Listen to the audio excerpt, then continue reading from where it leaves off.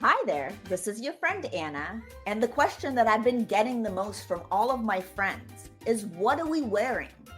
This age-old question isn't just about choosing an outfit, it's about choosing how we present ourselves to the world.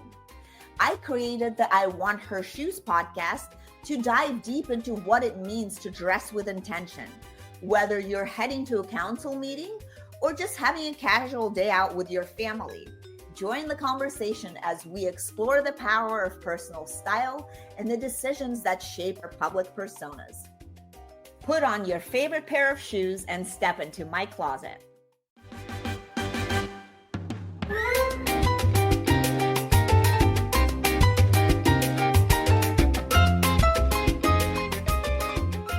Welcome back to the I Want Her Shoes podcast, where we sit down with powerhouse women rewriting the playbook for success on their own terms, one bold step at a time.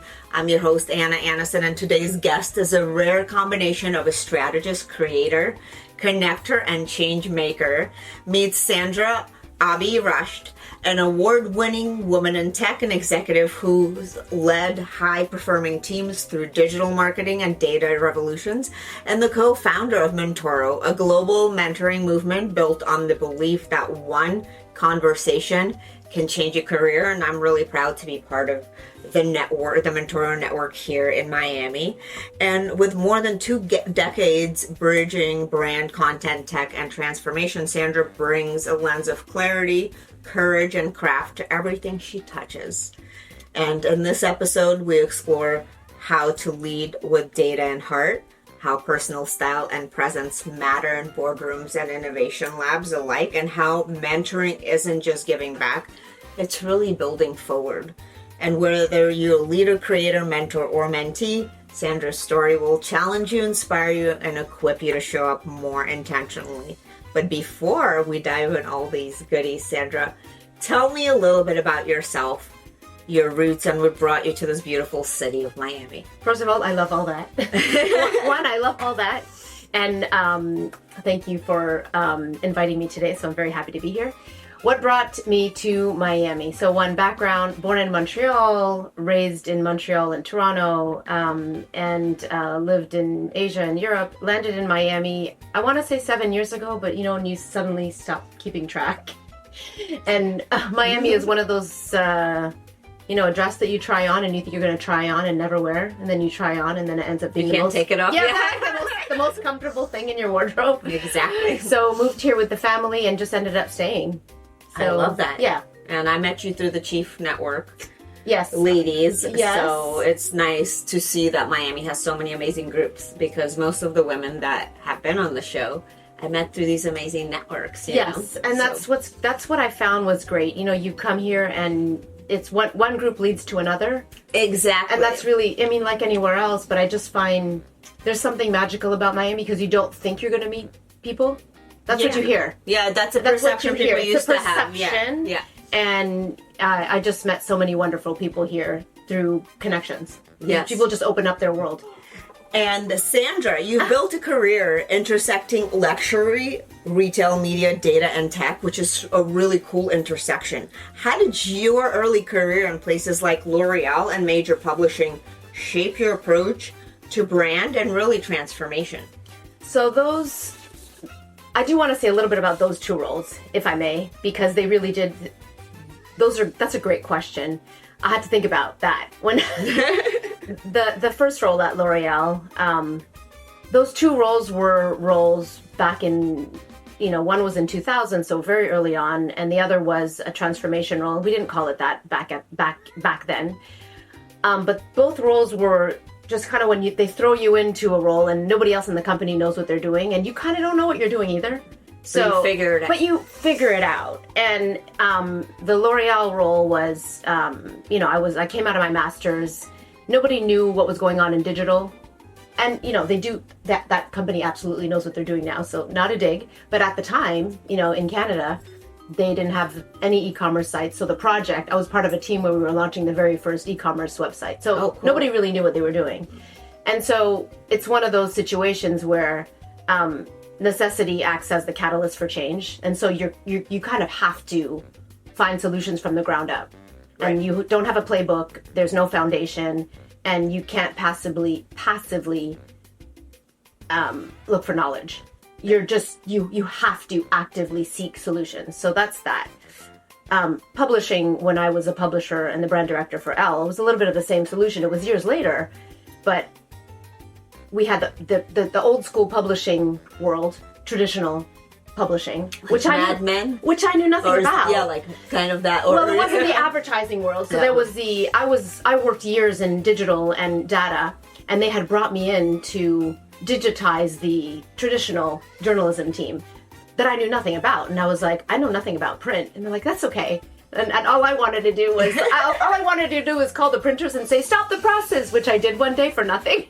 But, I was in this space that I knew nothing about. And again, there was no playbook to transform a traditional magazine business. And you figured it out. So you figure it out. So to go back to your question, you're in these worlds where you have to transform something that you have no playbook for. So you think back at, years later, 25 years later, how does that shape what you are today? You have no playbook. We have no playbook often, or you can turn to playbooks, but it really shapes your critical thinking, and more importantly, this notion of being comfortable in the uncomfortable, in the very uncomfortable, and then just figuring it out. Yeah, no, that, I think that you grow as well. That's like growth. Yeah, and very young, I was in my 20s at L'Oreal when we had to do that. And, in the other position, I was a lot older, but still you're kind of figuring it out because no playbook, right? It's not like today where you're like, the younger generation, let me just chat GPT that. What would you do if I had to transform it? Here's 7 playbooks for you. Exactly. Right? Do you want a serious playbook? Do you want a more serious, do you want a modern or playbook? Or you want like a simple one? And you describe yourself as a connector. And what was the moment when you realized that connecting people would become part of your purpose? Because I feel like it really is.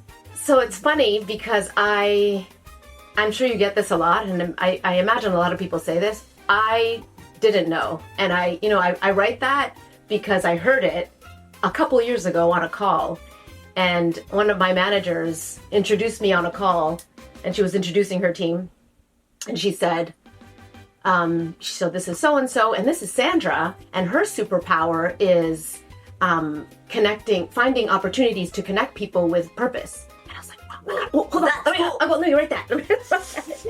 And then, and as we get older, we start to think about that question, like we get into our 50s, and then we're like, how did I become that? Why do I naturally want to? It's not even are we good at, it's why do I want to? Because I naturally do it. It's not like, ooh, I want to be a connector. How do I become that? Yeah. And I do feel it goes back to my childhood, and I spent a lot of time with my mom, and she's from the Philippines, and we spent a lot of time in the village, and villages are about communities. Right. And they do everything together. There's nothing that you do alone. You're cooking together, you're knocking on the neighbors, and everyone is helping each other out. That's beautiful. I love and that. It's really that notion of working as a family and working as a community. And I think that notion of connection comes from there. Yeah. No, that's beautiful. I think we should need more I like of that story. I'm gonna go with that story. And we need more of that. I'm gonna run with that. Yeah, we need more of those kind of villages, I feel like now, right? Because we're missing that a lot of the time, because we don't have a village, and a lot of the time you move away or you leave your village and then you don't have that, I feel kind of like vibe. We're all searching, and I speak for myself, we're looking for that sense of community. We talk about it a lot. Yeah. This is especially today in this highly digitized, yet disconnected world. Yeah, especially with AI. Especially with AI. So this notion of community is so important. And this desire that I have to connect people it's purpose driven too. I like seeing, I like the joy that comes out of connecting someone and someone coming back and saying, hey, that connection that you gave me brought me to this. I'm like, that's great. Yeah. That makes me happy. That makes me happy. Yeah, exactly. I think that's great. And we live in a world where marketing and data often feel like they're colliding, together. And how do you bring them together to serve brand strategy and business growth at the same time? Because that's probably your other superpower too, is explaining this to the stakeholders and such, right? Yes. So I have a background where I don't see myself disconnected in one team or the other. And I like to see myself tied to both and somewhat in the middle. And I coined myself a few years ago as a business translator. And, you know, some people call that analytics, an analytics analyst, an analyst, but a business translator, in that I'm geek enough to really understand the data and the back end side of things. And although I'm not a data scientist or an engineer, I can understand enough to be able to explain it to the front end and the business side. Enough to be dangerous. Exactly. And then I can understand the business side enough to explain it to a C-suite, or explain the business, understand the need to go back and explain it to the back end. So that translator, so that it connects the dots between both sides. And I think that's fundamental today. So there is a link between the two, and it's actually a healthy tension. If there is a tension, it's a healthy tension, and it has to exist. And how do we keep people motivated? I like teams, because so I feel like that's hard sometimes. It's so hard because there is that tension. It's a tension in language. Mm-hmm. There's a tension in how the language itself, the philosophy, the how they understand it. So I took up surfing when I moved to Miami. So part of the love for the dress is the surfing.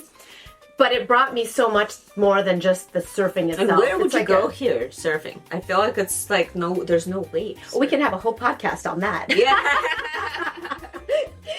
It's a different type of surf, but it's there's some surf in Miami. But what it brought me more than just the sport itself is the philosophy of, you know, going with the wave and following, you know, being comfortable in the uncomfortable. Mm-hmm. But when you talk about teams,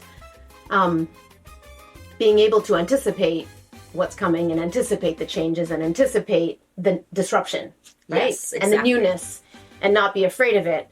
And so when there is that tension, when you know the marketing side or the data side, and think, well, why are we doing this? Mm-hmm. It really is about the what, trying as much as possible to understand the why behind the growth of the business. Why are we doing this? Mm-hmm. Why does it matter to you? Why does it matter to them? Why does it matter to us as a company? And if we can all understand that and anticipate that for you as a person, as your growth and your development, and get ahead of it, then we can manage the fear. And then there is a part of it, and also is that if it's not for you, then it's not for you. Yeah, that's right. True. There's a part not of it everything that's for everybody, right? It isn't. And I think that's part of it too, is like, listen, at a point, this transformation isn't for you. Yeah. And not everyone is going to be okay transforming with the that's okay. Exactly. That's okay. Yeah. We have to accept it too. It's like, it's not for you. Yeah. No, that's a great answer. Yeah. And how do you think about style in the context of leadership? Not just what you wear, but how you present yourself and lead presence-wise. Because I feel like it is important because, you know, like you could be surfing, but then you always looking so presentable and so professional. You mean sometimes when I surf and I come back and I have, you know, like sunscreen on my face? Well, I haven't seen that yet. You look as polished as, you know. For me personally, the style is about energy, I think. So it is about what we wear, absolutely. Mm-hmm. But oftentimes, you know, I look around where we are here, and I will choose what I wear what I would like to wear based on the energy I want to project that day. Mm-hmm. So, you know, there's a sense of style, but I'll choose this because I feel like wearing blue because I feel like the waves. Yes. I feel like the ocean, the power of the ocean. Yeah. But I feel the style is related to the energy. The energy can help me with my tone, can help me with how I need to feel in that particular meeting. I work remote quite a bit. You know, 95% of my work is remote.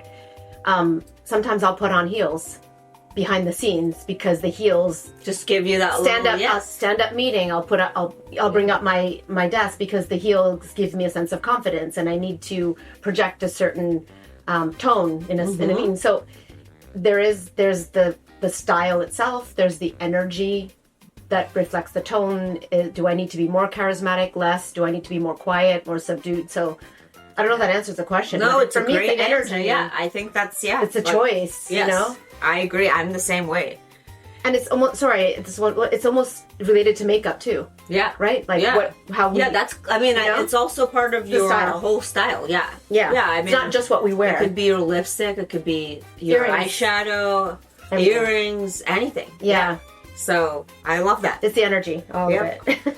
And with your co-founder, you launched Mentoro, a movement based on coffee conversation and mentorship, which again, I'm very proud to be part of it. And what was the spark for that initiative? I know you've told the story before, but please tell it to the audience. I will tell it again. And we're so happy that you're a part of it, by the way. So when we were at Elle, and I was a publisher, we had a style closet, we had photo shoots. So, typical what you see in The Devil Wears Prada, right? And just by virtue of being in that space. And it wasn't really the publisher, so not many people were interested in the business side of it, but editor-in-chief, fashion director, beauty director, we had a lot of calls from young professionals just wanting to have coffee with them. Can I find out, how did you get to be editor-in-chief? How did you can I see the closet? And we told the team, so when I say we, the editor-in-chief, Melanie, who ended up being my co-founder, we told them two things. We said, listen, you are going to forget that you had coffee with Anna in the style room, or that you had coffee with Michelle or Brian, but they're going to remember that for the rest of their life. So do it as part of your job. And two, we were in Canada, so we were Elle Quebec and Elle Canada, and we said, we're not Elle US and we're not Elle France, so, we're a small country. And so we said, just do it. And 2 years later, we were in Paris, and it's part of the story. So it's I love that part of the story. And we said, what are we going to do with all these coffee conversations that we've been having, or we've been encouraging the team to have? And we did go from pitching to an angel investor, and we did that part, pitching an app, $1 billion growth, and then we sat outside and we're like, what are we doing? We don't want to do that. We want to do a nonprofit. So we landed. Mentoro 10 years ago is exactly what it is today. Coffee conversations between mentors and mentees. And that's how we landed. Yeah, and you recently announced the Miami-Dade-based one, which I'm part of, which is Data, AI, and Tech cohort. How do you see mentorship evolving in these fields? Because, as we know, AI is the number one growing field in tech right now.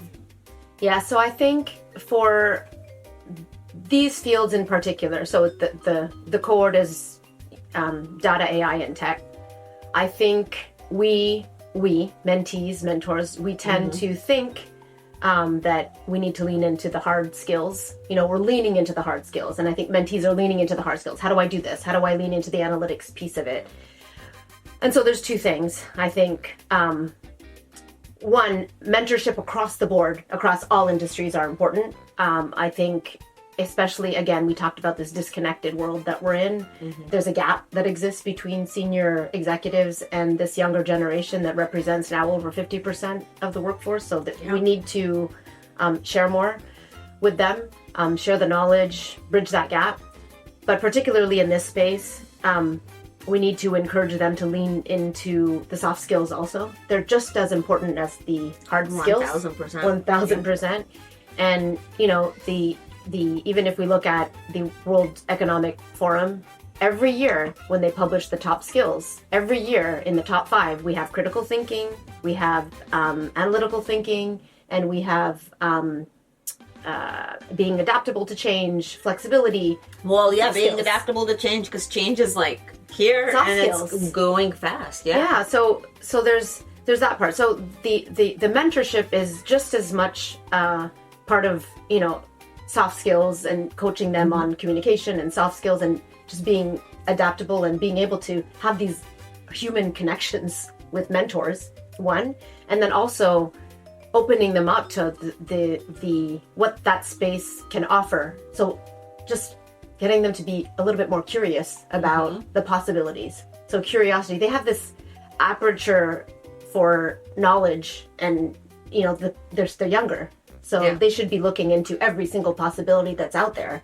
just like a sport, trying everything and then honing in on the ones that they love rather than just focusing on one thing. So I think through this cohort, I'm hoping that that mentors, thank you, give them this opportunity to just explore as much as they can and, open up their doors and possibilities to fields that they didn't know existed. Yeah, no, that's beautiful. And thank you so much. It's an honor to be part of this here in Miami. And speaking about mentorship and the work that you're doing, what does authenticity look like for you, especially when you're managing high stakes tech and, transformation, especially because that's such a big deal. Transformation, maybe what does that mean to you? I think authenticity, this is an easy one and it's going to seem so simple, but it's just being true to yourself. Yeah. True to yourself and true to your values. And it's such a simple answer, but I think it's easy to get carried away in business objectives and KPIs and the measurement and what you need to do because the business is telling you to go somewhere, or the growth and the movement and the growth and the double digit and we have to do this. And it's harder to sit down and take a step back and say, but what do I really care about and what is true to me and what's the right thing to do? I'm simplifying, but sometimes it is that simple. Right. No, some of the most complicated things are the simplest, right? Sometimes it is, and I think I don't want to make it sound too simple, but sometimes we need to just take a step back and ask ourselves, like, what do I really care about? And then try to find a balance. Yeah. No, that's a great answer. Yeah. Try to find the right balance. Yeah. Sometimes we have to shy away a little bit, but we can still say, okay, I don't agree with this, but okay, then now what? If I do or don't, what's my decision? Yeah, well, that's great. That's a great answer and great advice. And if you could give one more piece of advice to women stepping into leadership roles today, what would it be, especially those who are, most of them, us, are balancing multiple things, right? Not just one. Being mothers, wives or partners, and bosses, or running teams. So there's just so many different roles. That's a lot. Yeah. That's a lot. I would say be comfortable cutting corners. Be very comfortable not being perfect everywhere, and giving yourself grace, cutting the corners and rounding them off.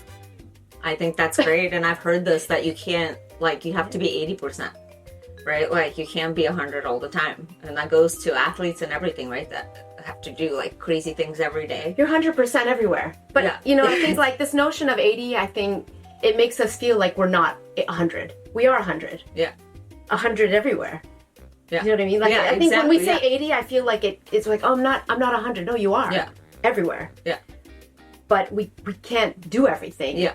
All the time. So cut corners. It's good enough. And even saying good enough is saying we're not good enough. But be comfortable not being perfect everywhere.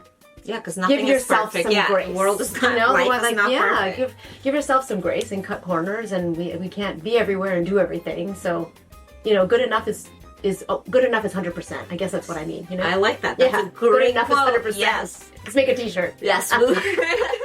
And now I would love to hear about these beautiful shoes. And for those of you who are not watching this, these are Rupert Sanderson, and these are how would you describe them? They're almost very Asian inspired, right? Listen, I got these in I had to research 2012. And I tried to Google them. I tried to find them, and I couldn't. So I'm guessing. Did you take a picture and try to put them? I didn't have time. I was going to do that, and I'm like, you know what? I'm going to try, and I couldn't find them. That's why that makes them so special. So I think they're part of a special collection, but I will tell you the story. So 2012, and I had to call a friend to find out when did this happen. So in 2012, when we were, I was a publisher at Quebec at the time. And every year, the 51 or 52 editions worldwide would bring us to an annual conference. And that year, they brought us to Dubai. Used Paris a couple of times, and this year was Dubai. And one of the outings they had all these activities planned, and like champagne in the desert and things like that. Ooh, love that. And this outing, they would bring, you never really knew where you were going. They brought us in a bus, and then so we just get into the bus, and then they bring us to the Dubai Mall, which in 2012. Yeah. Right? It was like the coolest mall in the world. It was the biggest mall in the world, 96 million square feet. Whoa. Right? And they had a shoe section, it was like level shoes, and it was the biggest shoe section in the world at the time, or still today. And so they sat us down, and so 52 worldwide editions, editor-in-chief and publisher, so 100 women in the room. 100 women are sitting down, and we're like, oh, they're going to tell us about the history of the mall, the history of the shoe, like the store. So, they give us champagne, like this usual stuff. Use champagne. We're sitting there, like some people have notepads ready to take notes. And then they're like, all right, so choose a shoe. And then as soon as they say that, like, hell breaks loose. Oh my God. No, like, hell breaks loose. Imagine 100 women going. About 100 women, like, hell breaks loose. Like, and then everything goes crazy. Then you see, like, everyone runs up, and this place is like, it's like magical. Like, you see shoes that were in cages, like a museum, right? Like, you see gold cages. It was gold everywhere, and then everyone puts down their drink. People are running everywhere, but then you have a big decision, right? The big decision is, okay, do you choose a shoe that you're going to wear every day? Yeah. Or do you choose an iconic shoe that you're going to wear, like, literally, I think I've worn this 10, 12 times. Yeah, that's a good choice. That's an iconic, because of that kind of a spot. So I had to call my collector's shoe. Well, I had to call my friend who I still talk to today, who was the publisher of Elle Mexico. Sandra, her name's Sandra too. I'm like, Sandra, what happened that day? She says, oh, I can tell you. And she did the same as me. She chose a pair that she wore. She goes, Sandra, I've worn that 5 times. So this was the shoe that I chose, and she chose something similar. But that's the story of this shoe, and embroidered. It is embroidered. If you that's why I thought it kind of has like a suit. They look like sushi. They look like sushi. Never thought of it, but so that's the story of the shoe. Oh my God, I love it. I see it. Do you see it now? Yeah. Oh my God, it's so cool. So I just checked my notes. It's 12 million square feet. Dubai Mall. 12 million square feet. That I can't even imagine how large that is. Level Shoes was the largest shoe. Level Shoes was the world's largest luxury shoe store. 96,000 square feet. Wow. Yeah, see that I had to write down. I have to go check that out. So that's the story of the shoe. Well, thank you so much for sharing that. And I love that story. And before we jump into the quick fire round, I just wanted to thank the audience, because we just passed 50,000 downloads for the podcast, and we're holding steady on number 4 in the US in fashion and beauty. Amazing. So I'm really grateful for everybody for listening and being part of this community, and thank you, Sandra, for being here as well. Great. I'm so excited. Yeah, and now let's jump into this fire round. Data, dashboard, dive, or spontaneous coffee conversation. It would depend on the day, but I'm going to go with the coffee conversation. I like that. Like this. Yes. Boardroom presentation or one-on-one mentoring session. One-on-one mentoring session. Always. Yes. High-end designer power suit or smart tech casual innovation jacket. Smart tech casual innovation jacket. Yes, I've seen you in that. Yes. Morning meditation or evening strategy recap. Morning meditation. It's funny how these would have changed 20 years ago. Yes, I think that changes with your life, right? Yes. Bootstrap startup or blue chip transformation project? Bootstrap startup. Yes. Legacy building for women in tech or scale building for high growth brands, or both? Both. Yes. That's a good one. I'm like, ooh, I have to choose. You can have both. Sandra, thank you for showing us that leadership isn't just about systems and KPIs. It's about style, soul, and the courage to connect. Your story proves that transformation really happens when you lead with both data and humanity, and when we mentor as much as we manage, and when we remember that our greatest impact can come from just one coffee, one conversation, and just one simple decision. And to our listeners, if you've ever wondered how to bridge your career ambition with your personal values and how to scale something meaningful while staying true to yourself, let this episode be your guide.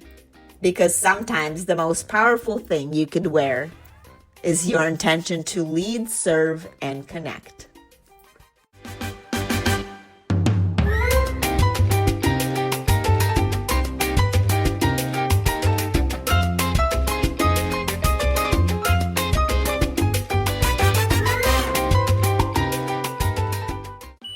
Yes, definitely very open.